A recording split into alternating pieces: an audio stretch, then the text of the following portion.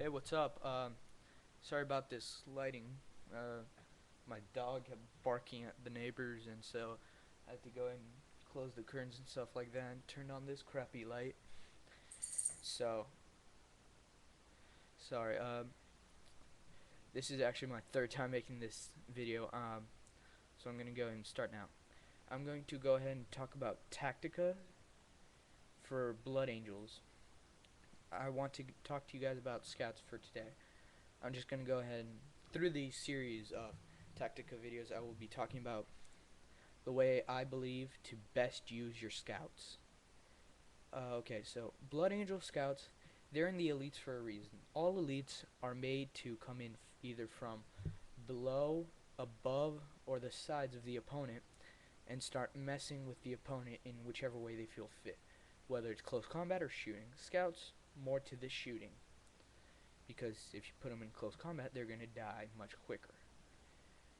Scouts, when you're using them, you have to use the infiltrate and the sorry about that, and use the terrain around them to the best, to the fullest extent of what you can do with them. Really, when you're doing that, you can take a heavy weapon because heavy weapons do look cool on them, especially the heavy bolter looks awesome.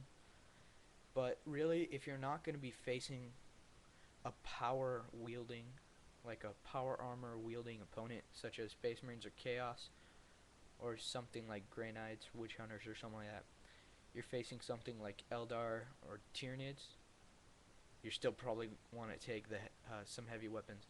There are just some times that you don't want to take the heavy weapons, and those times you have to figure out on your own. To me, I like to take heavy weapons 24/7. It just makes them look cool, and it normally ends up being really useful to me. I never know how it happens, but in the brink of destruction, it helps me. Anyways, so once you get them in, you have to start using the terrain and try to like go around the terrain because they have move through cover, and you can go and start moving through terrain, using that to your advantage, pulling away squad by squad, distracting them from their true objective, and that's really all you have to do with the scouts. Use them in a way that it will completely throw off the enemy. But that's not always the easiest thing because sometimes there's a tank around. And really the easiest way to deal with the tank is like shoot it from behind with a missile launcher or use a melt bomb. Although if it's not very close, you're probably going to get shot up before you get there.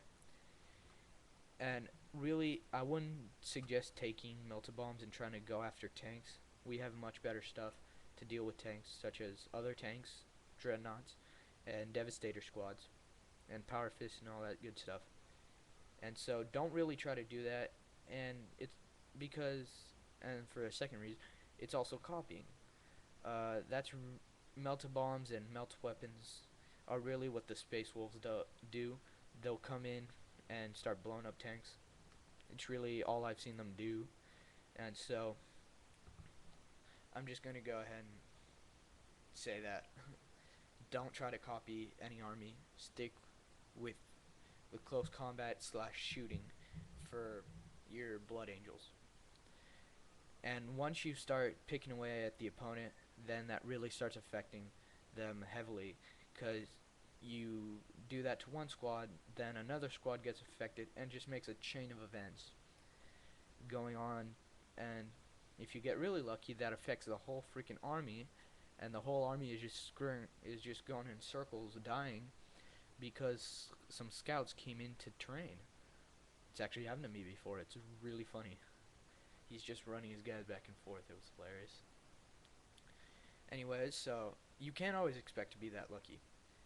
But there's a bigger choice that I can't make, and I chose shooting for this.